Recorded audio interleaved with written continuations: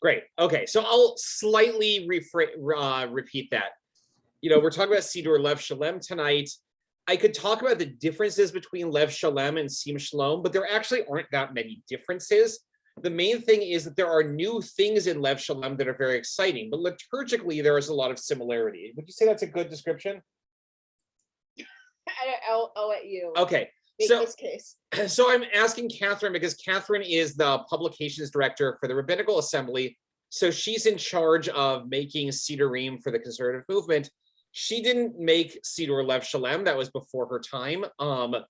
But she's been involved with making the weekday Lev Shalem, which is in process, and the new Esther scroll and things like that. And I kind of want to just jump in and show it to people to show you why I'm excited about this Siddur.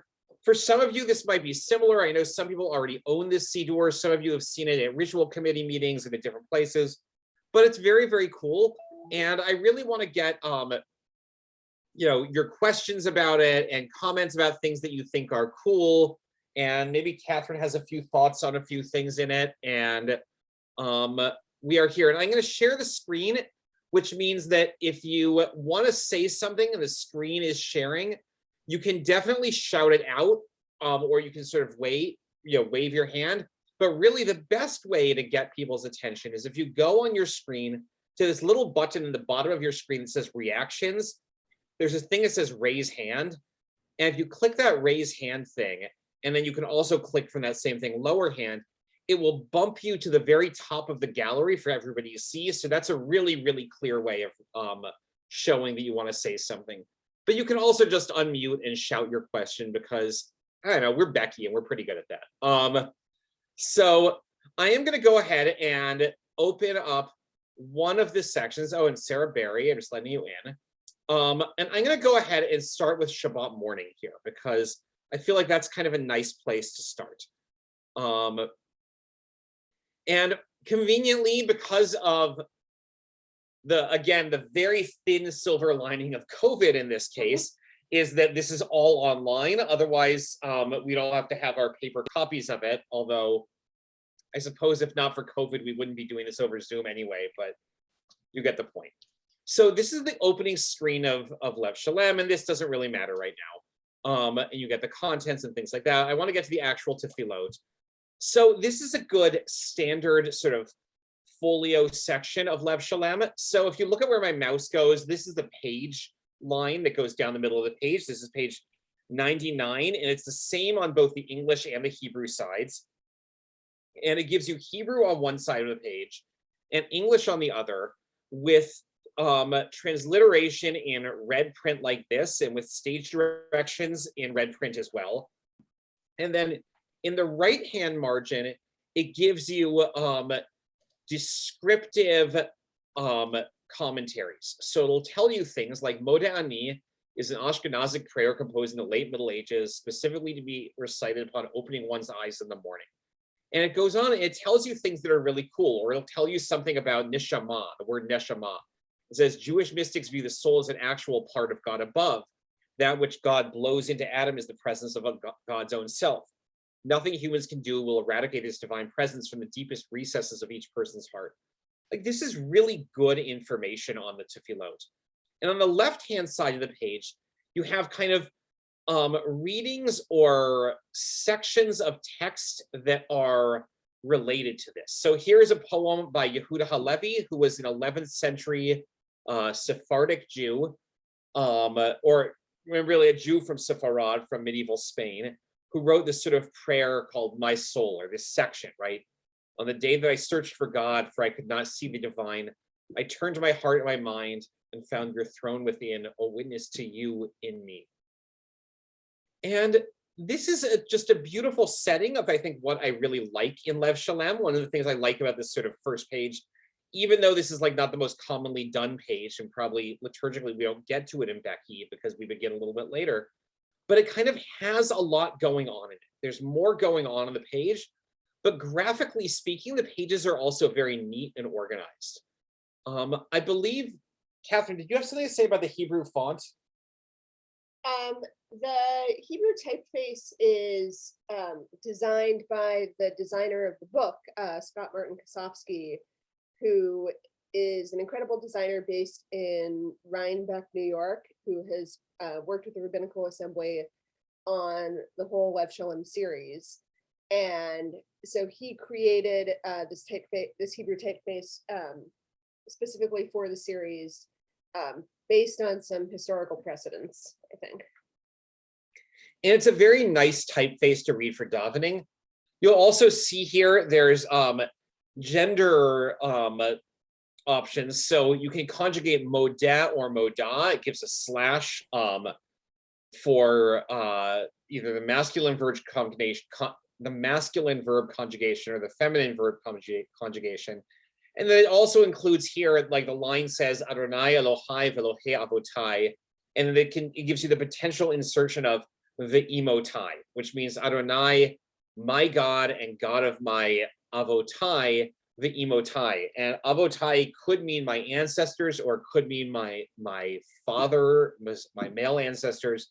So the emotai allows you to add in more of a sense of gender expression in the sort of ancestry questions. So this is just a sort of selection of Lev Shalem. Also, if you have a page where you're like, oh, I really want to see what they did with X, Y, or Z, just tell me, because, you know, I was going to scroll through some of the things that I think are cool, but that isn't necessarily what you think are interesting.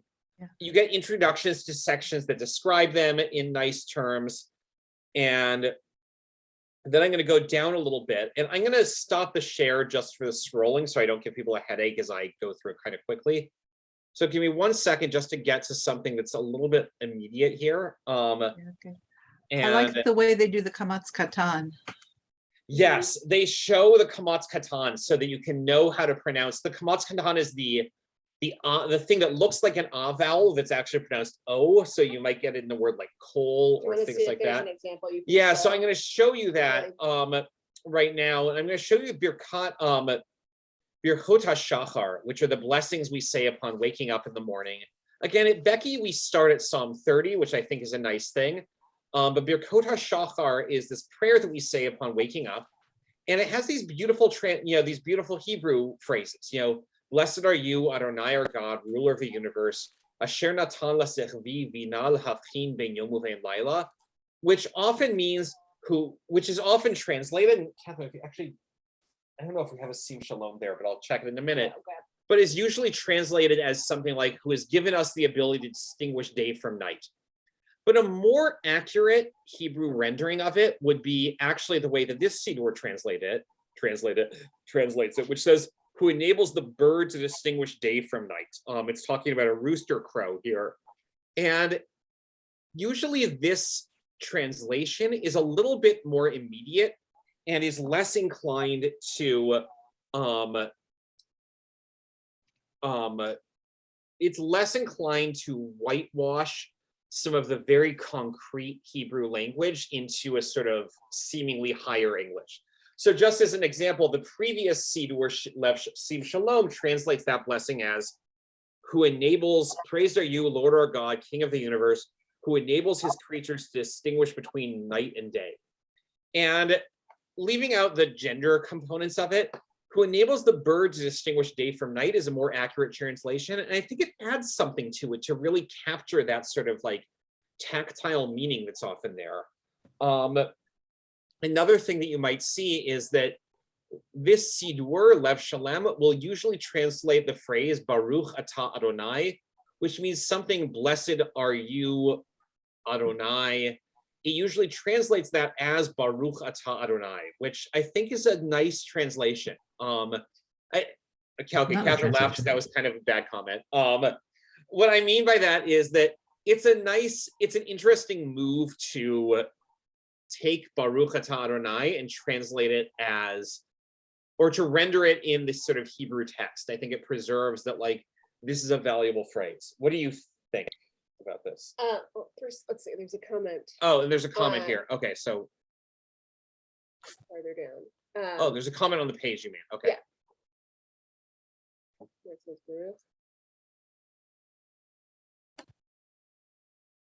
Okay, yes. Um, Oh, and Isaiah has his hand Yeah. raised. Oh, Isaiah, go ahead. Well, I was noticing when you were showing that page that they changed the order of those brachot that I always put them in the order that they seem to be there. Right. Right here it is the order that they give us in this book is She'asani B'Tzelmo, She'asani Ben or Bat Florin, and She'asani Yisrael. And in the other version that we have in Sim Shalom, it gives you She'asani B'Tzelmo, She'asani Yisrael, and She'asani Ben or Bat Florin.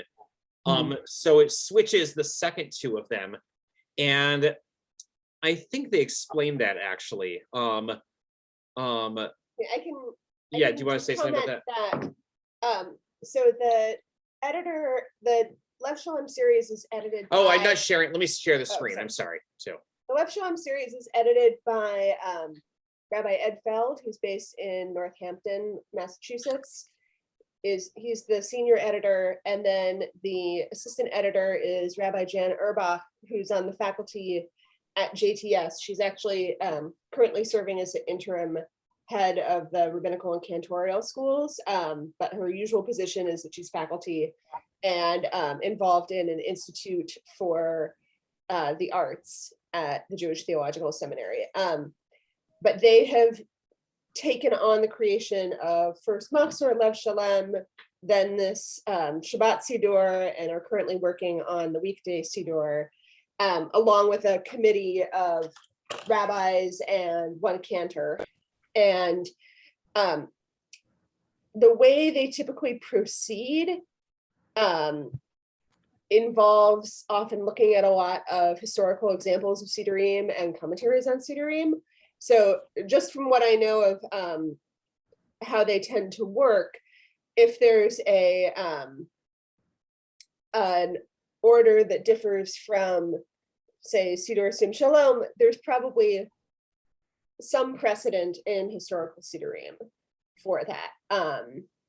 And I don't know the full process between what led them to choose one versus another, but they're pretty into having innovations or departures from what we might be most accustomed to based in some kind of historical precedent. right. I think they actually bring that on that Yeah. note there, which says they've been amended, which they're saying they're switching them because of the manuscript fragments they found in the Cairo Geniza.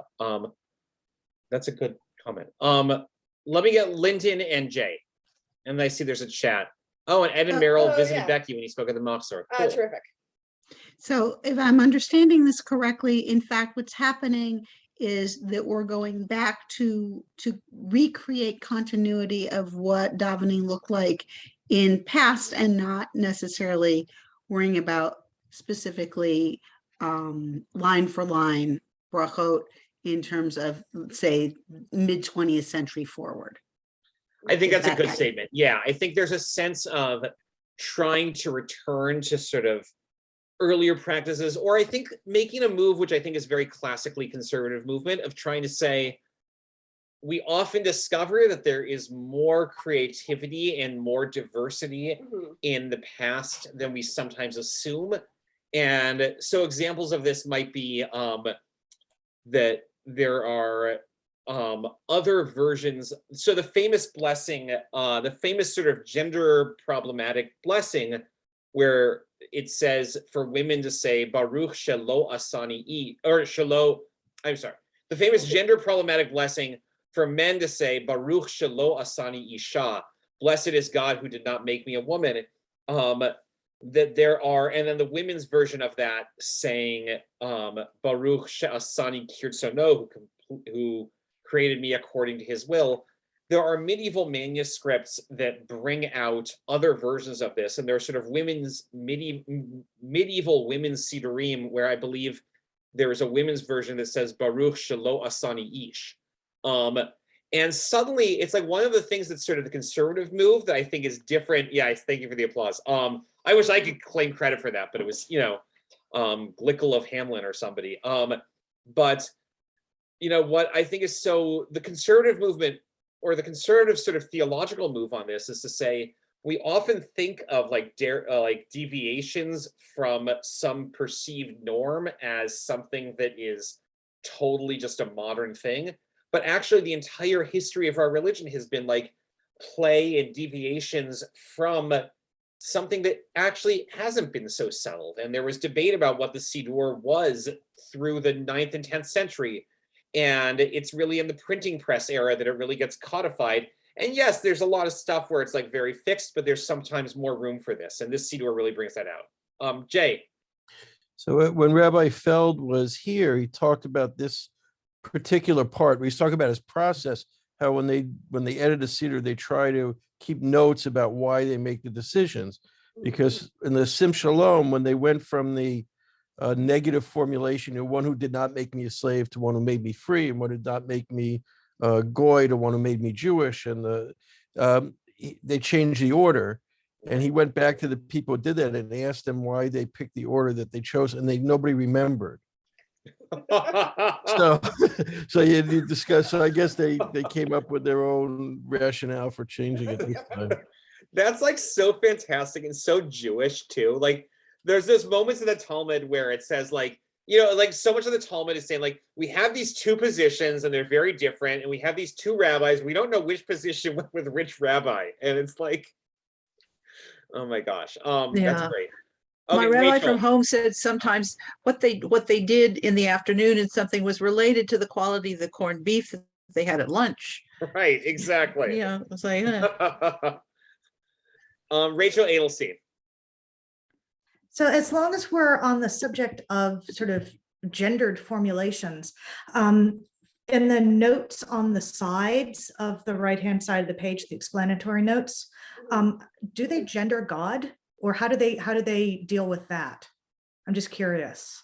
Katharine, do you want to say something? Because you've been looking at the text a lot recently. I mean, I haven't actually been looking at this particular Okay, text fine. so much recently, but this is a super live question, both in current projects we're working at the RA and in the larger Jewish world of liturgy and Siddurim. So the general move in the Lev Shalem series is to refer to God without using a male gendered pronoun. That's part of, yeah. Eric, are you sharing the screen right now? No, but I'm just, I will in a second. So the form that often takes is in the English translation, there will be, you know, some kind of creative syntax occasionally to avoid having to explicitly gender God. So I can show this one, or using Adonai to refer to God. So usually this, I can't think of a time in Lev Shalem when it genders God. I think the text is very good about avoiding any gendering of God, which I think is important because God doesn't have a body, and God doesn't have, you know, like this is. I mean, this is our kids' favorite theological question, Right. is whether God has a body or a gender. And Well, it was. I don't know anymore. well, they Well, would get anyway. into fights where one of them would say that God had both genders, and the other would say God had neither gender, and then someone would start crying. Right. So, but I'll just add that so the move that kind of started with Machzor Lev Shalem was to not use gendered language in the translations when referring to God. A thing that we're encountering now, not so much to my knowledge in the creation of the weekday Siddur, but in some other publications work we're doing, say with the new clergy manual for the conservative movement, is trying to create, I think maybe at an earlier stage in the process, we would have said gender neutral or gender inclusive language, and finding that goes much farther than we thought. So a couple of trends or considerations that are emerging. One is whether God is gendered in the language. The other is another is that increasingly a lot of people, I mean, I spoke to a very like distinguished retired rabbi recently who doesn't really even like translating, or I don't know what the correct word is for this, translating the 4-letter name of God into Adonai, because of the sort of authoritarian or dominant connotations of that word, or of anything that's related to like lordship or dominion. I think some people are uncomfortable with that. Another consideration that has come up a lot recently is, I think, a previous iteration of trying to be more inclusive involved consciously including both men and women in the language of the Siddur. And a lot of people have come to say recently that the binary nature of that, although it's, you know, more inclusive than something that assumed that all the readers or users of the Siddur were by default male, is still very binary and exclusive to people who may have a non-binary gender identity, or you know, live somewhere at a different part of, you know, not just on an extremely binary concept of gender. So, you know, there's more broadly also a way of thinking, how do we expand our idea of gender inclusivity to include that, to there's a lot of conversations at play. It's just a very live and evolving conversation in Jewish liturgy right now. Yeah, that's great. I could go on and on and on about this. No, it's but good. I That's won't. important. And no, it's great. Ellen and Stephen? I think it's Stephen. Stephen, okay, I don't know which one. No, that's fine. We don't know ourselves often. You know, part of the challenge is that Hebrew is a much more gendered language than English is. So when you're translating, the things you can do in the English that you can't really do in the Hebrew, and sometimes it probably goes the other way. So you mentioned before, Baruch Atah, blessed art thou, or blessed are you is gender free, but it's very hard to get around it in Hebrew without eliminating the second person singular, which you know suggests a kind of dialogue, a kind of connection where it starts speaking about third person so as to evolve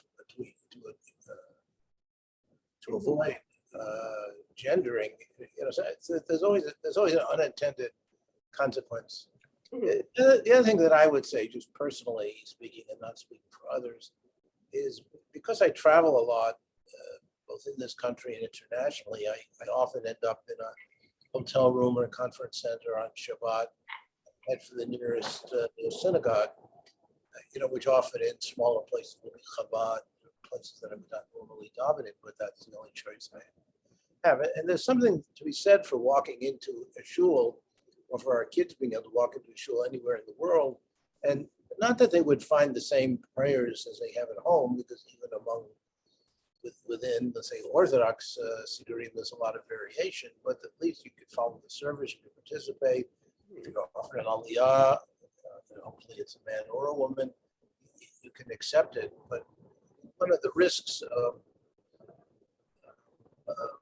editing the Siddur since it's a mirror of ourselves, I fear, and I'm all for it, but I fear is the risk that you become a kind of silo unto yourself. So I just personally, and I know I'm a male, so that, you know, I can have an aliyah wherever I go, and Ellen wouldn't. But still, there's something about walking into a synagogue and feeling comfortable, feeling at home. And a lot of that has to do with whether you can follow the Siddur, whether you know the idea of where you are in the service. So yeah, no, I agree. I don't know how much weight to give to that versus more inclusive language, but it is for me something I derive a lot of pleasure from, and something I would hope, for my children, somehow be passed on. Yeah. No, I think that's a really good point. I remember when I grew up, or I went to Reform Hebrew school as a kid, and we used what's the Siddur? Gates of Prayer. And it was like this sort of classic Reform Siddur for a long time. It was sort of like their Sim Shalom. And when I got to college, the Siddur that the services at Williams used was Kol HaNeshama, which is the Reconstructionist Siddur. And even though Reconstructionist is very different from Reform in many ways, I was sort of jarred by all sorts of things that I thought, oh my gosh, I didn't know this, I didn't know what the Kaddish was. Like, I didn't know that was a prayer that was out there. And suddenly we were saying that all the time. And I think that there's something to be said, and this is like not a knock on Reform, because like there's a lot of great stuff there. But I think that there is really something to be said for sort of having a prayer, like a prayer vocabulary that can sort of cross different spaces. I think that's part of the thinking behind going back to the Lev Shalem series, why they've taken essentially this additive kind of approach to start with a version of the liturgy that is historically rooted and is going to at least closely resemble what is found in many different Siddurim across movements, and then to add commentary, add additional readings, whether they're contemporary or rabbinic, and to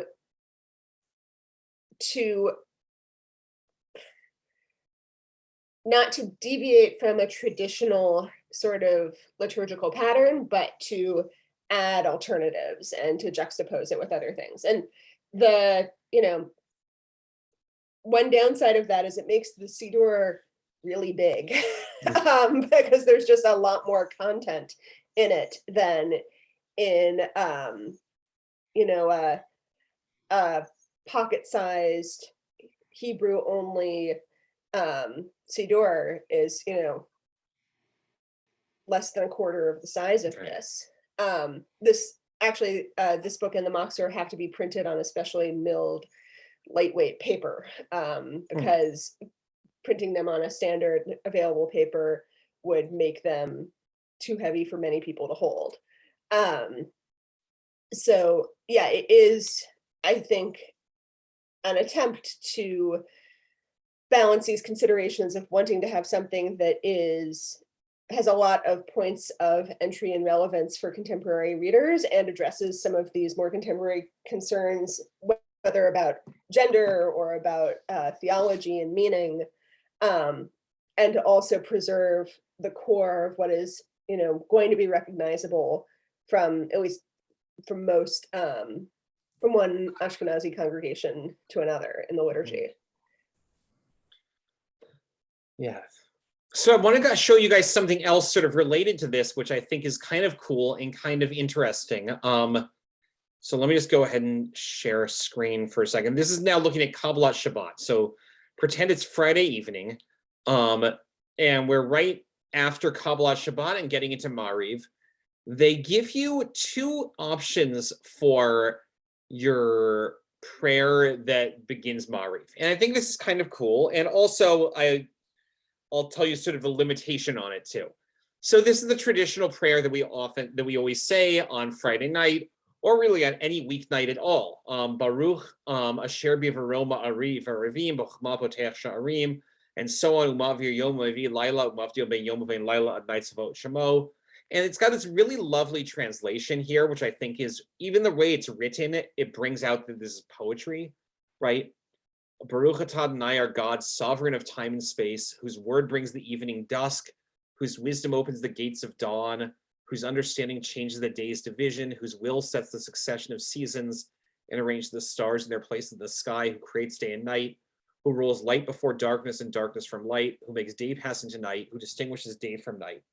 right? I think that like the structure of this poem, the structure of how they write this and the repetition allows you to value this isn't just like a bunch of words, but this actually this is actually a poetic document that's really doing something. But you can also see here that they give you a second option for this. It says an alternative. So on Friday nights, I might say turn to page 39A, and it makes you say, what's 39B? So 39B is an alternate blessing, which you can read here from Nusach Italki, from the Italian Siddurs. It says, the Italian rite preserves a version of Arvit that reflects the practice of the land of Israel during the first millennium. It is a version also found in one of the earliest authoritative prayer books, that of Saadia Gaon for the 10th century. This liturgy changes the wording of the weekday prayer to reflect themes of Shabbat. For example, the remark on the changing time that evening brings introduces a meditation in the beginning of Shabbat and the restfulness ushered in by this particular sunset. Later Ashkenazic authorities worried that worshippers might confuse the Shabbat and weekday liturgies, and therefore they instituted the recitation of the weekday version of the prayer even on Shabbat.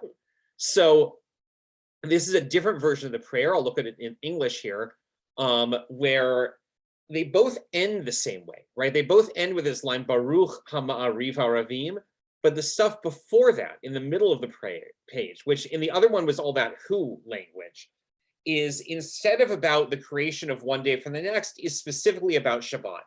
And it actually is a very interesting thing, because I think it highlights for us that on weekday evenings, we say this prayer, and it's exactly the same prayer we say on Shabbat evening. And you can see how we might have, in the original versions of this prayer, wanted to say, no, this actually should be a special prayer about Shabbat. The Shabbat is a different day.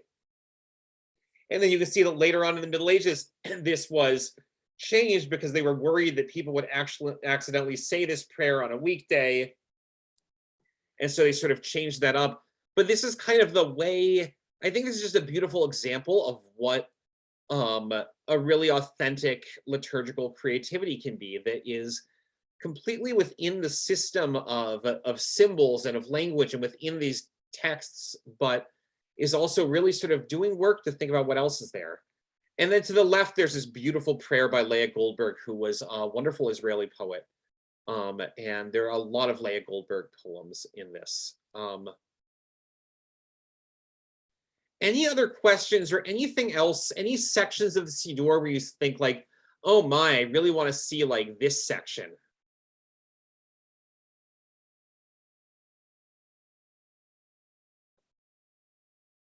Nobody's like, I really want to daven Musaf right now. No, but I mean, I came a little late to the game. Did you go over what the Amidah looks like? Oh, yes, thank you. And Rachel just asked that. Yes, thank you. Let me find it for Saturday morning. Let me scroll there without headacheifying everybody.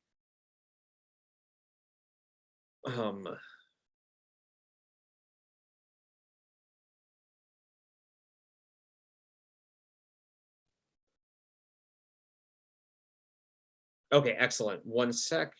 So here's the beginning of the Shabbat morning Amidah. So there is no page A and page B anymore. They have both versions on the same page, which simplifies the calling of page questions. It allows a person just to be on whichever page they are. And then if you look here in the Hebrew, it gives the patriarch's version and the matriarch's version. This little symbol is one that indicates that you're supposed to bow with those places. That appears different times in the Siddur. And then they have the word imotenu or ve'imotenu in brackets for people who want to say ve'imotenu or ve'imahot here. And otherwise, the text is the same blessing that we have in Sim Shalom, but it gets rid of the page A and page B part. Yeah, Lyndon? Oh, you're muted. You're muted. You're moving it so fast I can't see I'm it. sorry. I'm sorry. Okay. So why do they bother to bracket it if they're saying with matriarchs? Yeah. So there are two ways you can read this, or I mean, there are probably more than two ways, right?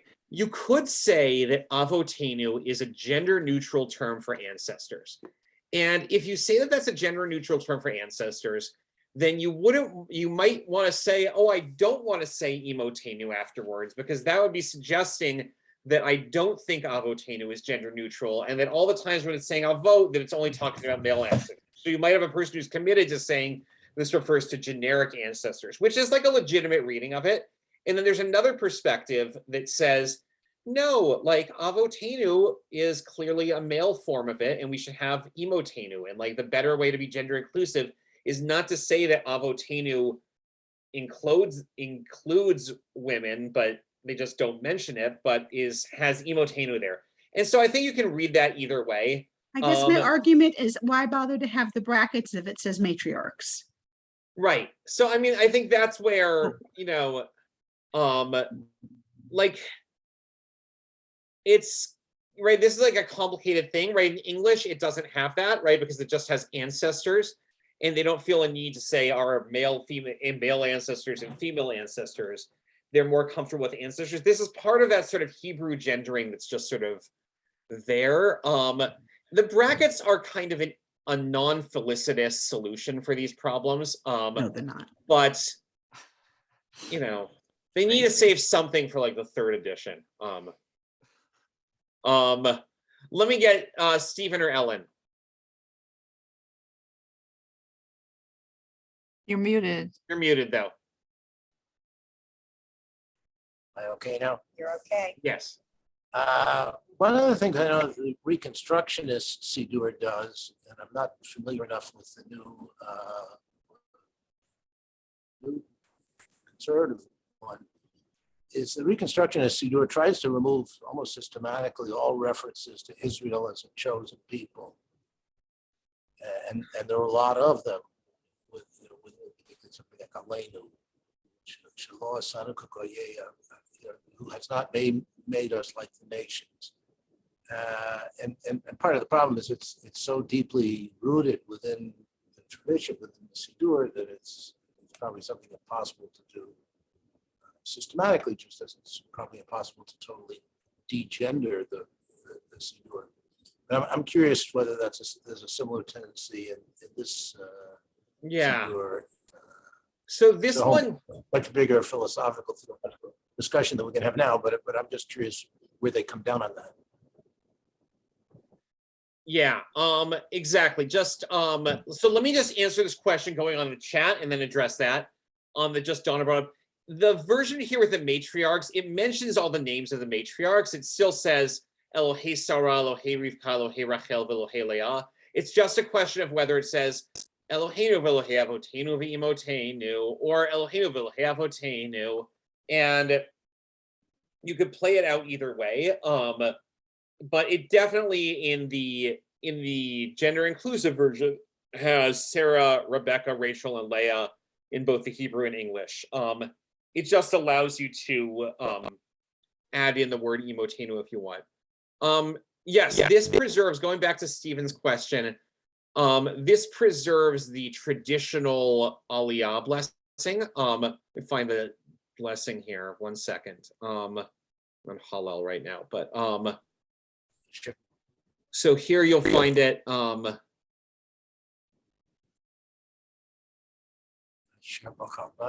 Yeah, it's still Asher Bachar Banu, Mikol Ha'amim. I think there's a Reconstructionist version that says something like Asher Keraftanu La'avodatecha. Asher Bachar Banu Mikol Ha'amim, which means who chose us from among all the people. And Asher Keraftanu La'avodatecha means who drew us near to your service, which is also a beautiful text. I think one question that's kind of a philosophical question is when we encounter something in the liturgy that's problematic, do we address it in the liturgy, in the Hebrew liturgy text itself, or do we address it in our interpretation of the liturgy, sort of like in the commentary on it? And there's advantages and disadvantages to each, right? Like the advantage to addressing it in the commentary rather than the liturgy itself is it allows you to preserve the liturgy and say, no, we still say these words, but we understand this differently from what it might seem like. The other side of that might say, no, why are you so scared to change liturgy? If you don't believe that this is the word that's expressing what you're saying, you should change that. And that can play out with like different things. And And a person isn't going to feel, it's not like you're going to have one systemic answer to every prayer. And sort of one of the conservative moves that I mentioned earlier was that often, and not just a conservative move, but like a lot of people sort of make this move, often the things that we think of are controversial to us have been controversial for, 1,000, 2,000 years. And suddenly when you say, oh, wait a minute, Saadia Gaon or some, big person from 1,000 years ago also had a problem with this, that gives us suddenly the standing because we found a precedent to say, maybe this isn't such a change if we change this. All of that said, yeah, we're not changing Bachar Banu in this. There's no Bachar Banu change. There's nothing different with Kaddishes. Kaddishes are the same as always. This does simplify a little bit some of the conjugations of how you call people up. So it says V'yazor, this is sort of Kohen Krav or Ba Kohen Kirvi. It plays them out a little bit more with the conjugations. Katharine, yes. I think another place we could look at where different movements and different Siddurim have taken different approaches to altering or preserving troubling theological concepts is the end of the second bracha of the Amidah, which, in our Siddurim, it ends with Mechayeh HaMetim. In the Reconstructionist Siddur, it is altered to Mechayeh Kol Chai, who gives and renews life, because there's a very intentional decision there to not refer to a literal resurrection of the dead. I'm not up on like Reconstructionism enough to talk through that process thoroughly, but I think that's the move that's there. And I've noticed, I think about that text in particular because I remember once going to a Shiva Minyan for someone who was a member of a Reconstructionist synagogue and had their books that are made for the House of Mourning, which are very, very good. They're much better than the one the conservative movement currently publishes. But it was very jarring to me to find a different ending in that context to this bracha of the Amidah, because in the context of a Kaddish minyan, having a very different theological statement about the nature of life and death and resurrection was a really big change. Yeah. So, and Eric, I don't know if we can look at that bracha in Yeah. the Amidah briefly just to see if there's commentary around it. And let me just there. get this, and I see Rachel, you have a Oh, question about Ve'al Kol Yoshvei Tevel too. Mhm. So let me just do the Ve'al Kol Yoshvei Yeah, yeah. Tevel one there. So this one has Ve'al Kol Yoshvei Tevel in brackets. I think you could call them like the brackets of editorial controversy. Usually the brackets are there because they couldn't decide something, is my assumption. So Oseh Shalom B'Romav Hu Yaseh Shalom Aleinu Ve'al Kol Yisrael Ve'al Kol Yoshvei Tevel V'Imru Amen, which means may the one who creates peace on high bring peace to us and to all Israel and to all who dwell on earth. And we say Amen. And you could theologically play this in two ways, right? You could say, you could leave out Ve'al Kol Yoshvei Tevel, but still say this is about the whole world. You say, no, when we pray for Israel, this means there's a sort of, like, much of our theology is about stuff, blessing spreads out through Israel. Israel's like a vehicle or a metonymy for the whole world in this case, which I think is a very legitimate reading of it. You could also have people say, okay, but that feels a little bit schwach, that feels a little bit forced sometimes, because we really want to think about the whole world, and there's maybe a teaching value, a pedagogic and ethical value in reminding us that we are praying for the whole world. And so that machloket itself turns into these lovely brackets, which are a thing. Just to go back to the Mechayeh HaMetim, Mechayeh Kol Chai. I'll share that screen. Give me one sec. So here it gives us Baruch Atah Mechayeh HaMetim. Blessed are you, who gives life to the dead. Like, it's very direct, which I think is actually a beautiful translation. And then here, they're going to explain this a little bit. And they're going to say giving life to the death means all these different things. And Sadia Gaon and Maimonides are going to say that this might not mean bodily resurrection of the dead. They understand it to mean that God cares even for the dead. And some moderns understand that the lives of those who died before us are a part of the stream of life continuing to affect us, that we can never know precisely how. So they're taking the option that there's something that's theologically challenging, and let's preserve the traditional language, but find a way to do it in the text, in the commentary, which I really like that approach. But, you know, I also recognize that it has limits. And it's a very conservative thing, right? Whereas the Reconstructionist Siddur would change this, and Art Scroll will not give this passage, you know, and that's a sort of in-between space. Let me get the question in the chat. I want to see where it includes an option for Jewish zombie apocalypse. You know what? That's a good one. I would love that, actually. Can you include a zombie in a minyan? You know, there's a lot of good questions there. Other questions or other sections of the Siddur you might want to see? Yeah, Carol. And you're muted, yeah. The prayer for peace. Oh, yes. Oh, if you have your own see, okay, let me just say, Ken or Shoshana, you're totally right on. I'll give the page number when I scroll to a page. Okay, the prayer for peace. Excellent. I'm glad you mentioned that. Let me scroll to that, and I'll scroll and then I'll give you the page.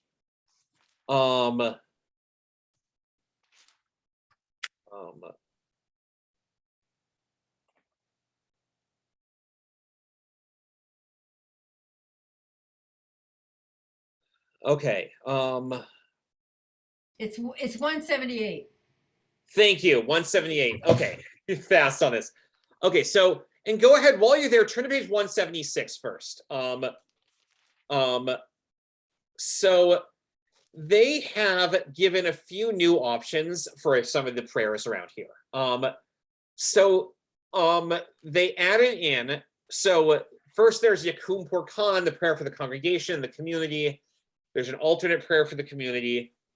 Then on the page that we have, the prayer for our country, they have three things. They have a thing that's just called a prayer for the renewal of creation, which is kind of like an environmentally focused prayer.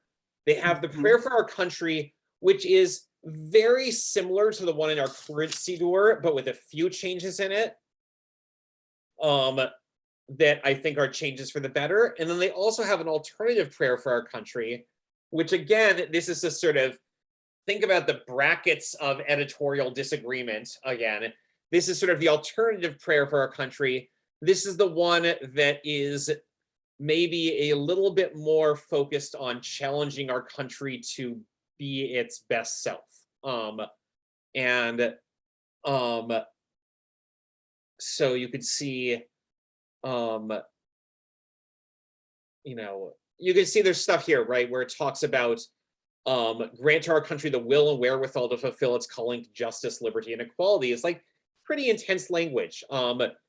And, you know, there's a lot you can do with that. But let's just get to the next things too.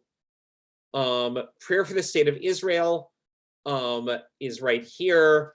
And then there's an alternative prayer for the state of Israel right here, which is also a lovely one. And then you'll see too that it has the phrase shetahei inserted in brackets before the phrase Reshit Smicha Kulatenu. So just to get into this, and this is like a big theological thing, but the opening of the prayer for the state of Israel, both in our Siddur, this Siddur is using the first paragraph of the prayer for the state of Israel. That's kind of like the official prayer for the state of Israel in Israel. So you'll see in Israeli Siddurim, a version of this that's 3 paragraphs long. This is the first version of, this is the first paragraph of it. And it says, Avinu Shabashamayim, Sur Yisrael v'goalo, Barech et Mininat Yisrael, Reshit Smichat Gulatenu is the traditional language, which means, well, our Father who art in heaven. Yeah. Oh, there's a comment about this? Okay, well, fine. Our Father who art in heaven, Rock of Israel and its Redeemer, bless Medinat Yisrael, Reshit Tzmichat Gulatenu, the beginning of the sprouting of our redemption. And Chief Rabbi Emmanuel Jacobitz of England added Shetahei Reshit Tzmichat Gulatenu to make it that it should be the beginning of the sprouting of our redemption. And you can hang a lot on that,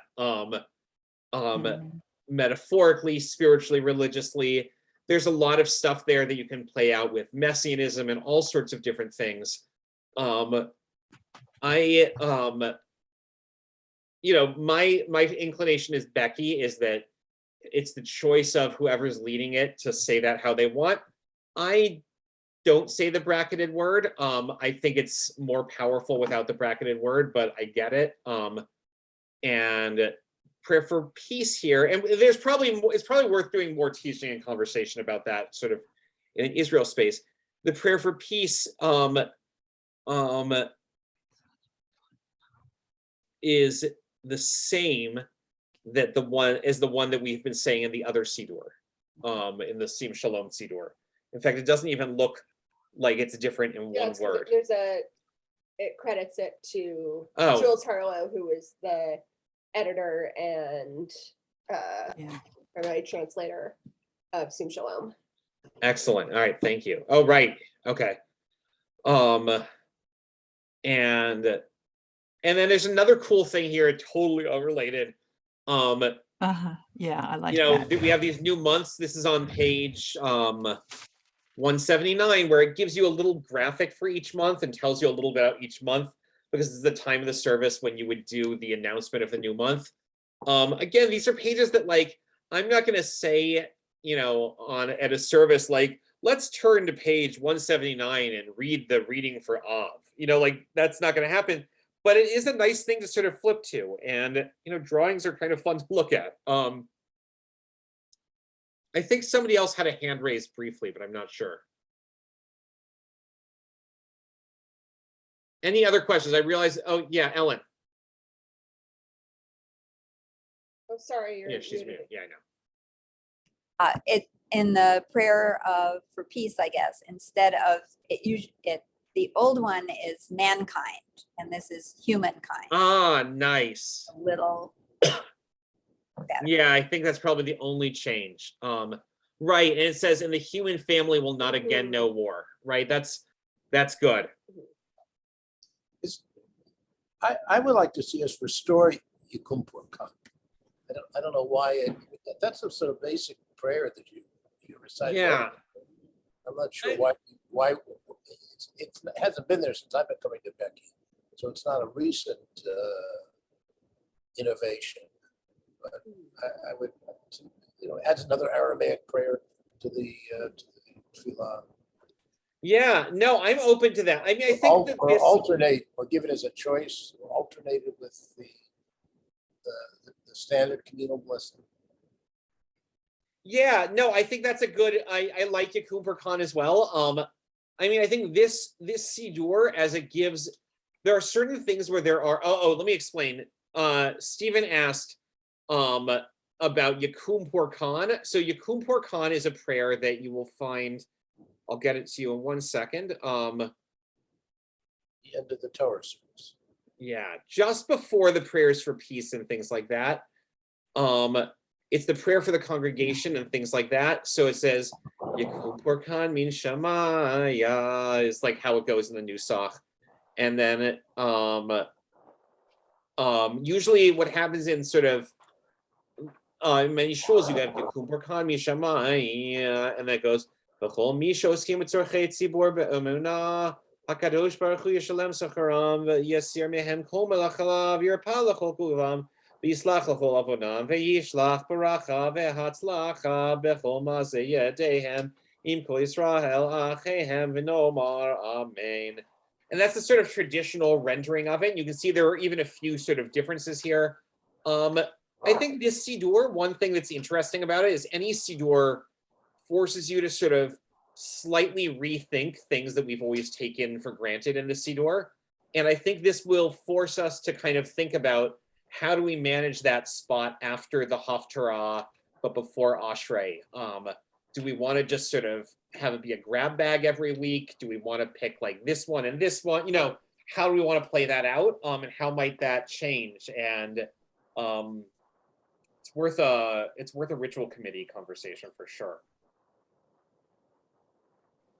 Any other thoughts on this? I recognize it's 8:30 now, but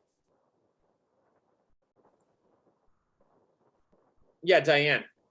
I would just like to say something totally different. Aesthetically, it's much more pleasing to the eye because it's not dense print. It reminds me of Siddur Hadash, which is in the similar format. There's lots of white space. It's much easier to read. And also there seems to be quite a bit of transliteration, which means that people who are not good Hebrew readers will feel included and can participate in the service. And I think that's important. Yeah, I agree completely. Kabbalat Shabbat is 100% transliterated, which is excellent. It means that all sorts of things where you want people singing, they can sing regardless of whether you can read Hebrew like extremely quickly. So it's just great. I mean, I'll just zoom in to just sort of show you that for a second. This is Kabbalat Shabbat. I can't even tell exactly what this is. Right, so this is Mizmor Shir Yom HaShabbat. But you can find other ones here. Lecha Dodi is completely transliterated. All of these other psalms here are transliterated, even at the expense of like taking out more pages here, right? Like Adonai Malach Yergezu Amin. This isn't even one that gets sung all the time, but it doesn't matter. They transliterated the whole thing, and it's really, really nice for making Kabbalat Shabbat something that can be just way more accessible. It's not just a Kabbalat Shabbat; it's other times in the service too. But basically, anything that's ever sung gets transliterated in this Siddur, which is nice. And I agree with the font thing too. I find the font much easier. It's nice that way. Any other questions or thoughts? Also, it's not like you can throw them out too. This is not like your only chance to have a thought or a question about the Siddur. So we'll get to use the Siddur on Friday night and on Saturday morning, and it should be a lot of fun. And may we all use it in good health. And thank you all for coming tonight, and see you all soon. Thank you. Well, let's talk about when we're going to see everybody. If not on Shabbat, then Sunday morning for the installation. Bring And your tools. and next Wednesday, I should point out, it's not a regular schmooze. It's the liturgy conversation that Carol Koenig and Carl Astor lead.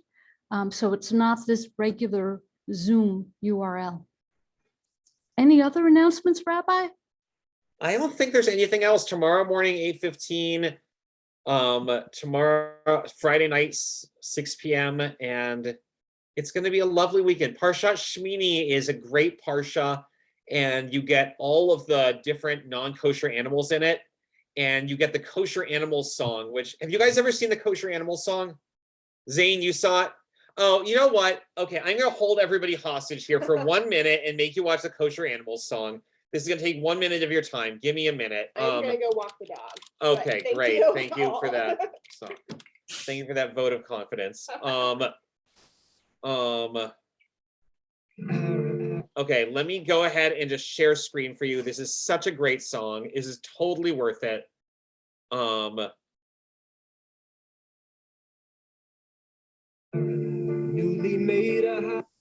Right. Is everybody ready here? Can you all hear this and see it? Okay, the kosher animal song on Parshat Shmini. It also has some stuff about Nadav and Avihu. Newly made a high priest brings an offering, a sacrificial feast and atonement for all his people's sins. Aaron set aflame what he had brought, and then they bowed and sang when they saw the holy fire rising up from the altar. lighten up the night, there were blessings. Aaron and from Moses, who supposes all was well, but soon a tragedy befell the sons of Aaron. Abihu and Nadab, they would bring offerings to God, but their fire strange. Maybe God had become angry by the wine in each their veins. They are consumed by a fire bursting forth from the altar. They fall dead upon the floor, and their father is silent while his sons are dragged away. But Moses warns them not to mourn, fear that God will become angry, and all of them will feel God's scorn. And they God said to Aaron, tell your two surviving sons not to drink, and then approach the Holy One. There's a difference between the sacred and profane, and now you recognize these things are not to say. As the ceremony continued, Aaron's remaining sons gave their offerings, and further tragedies were avoided. With that unpleasantness behind them, God began to hand down the list of animals that were allowed and forbidden to eat. He began with land animals. Any land animal that has cleft hooves and shoes it's cut, you can eat it. Some examples of animals no good for Jewish animals: camels, rabbits, hares, pigs. Water animals. Any water animal, as long as it's got fins and scales, you can eat it. Some examples of animals no good for Jewish mandibles: crab, shrimp, squid, octopus. Bird animals, generally speaking, if it ain't a bird of prey, you can eat it. Some examples of animals no good for Jewish mandibles: eagles, vultures, kites, falcons, ravens, ostrich, seagulls, hawks, owls, pelicans, storks, herons, hoopoes, bats. Bug animals. Now most bugs are forbidden. There's a couple that you can't eat. I ain't sure which ones. Some kind of locusts, crickets, and grasshoppers. Do you really want to eat bugs? Other animals, things that creep around on the ground, don't eat it. Some examples of animals no good for Jewish mandibles: moles, mice, lizards, crocodiles, and chameleons. And then God said, you shall not make yourselves unclean by eating any of these things, for I am the Lord your God. You shall sanctify yourselves and be holy, for holy am I.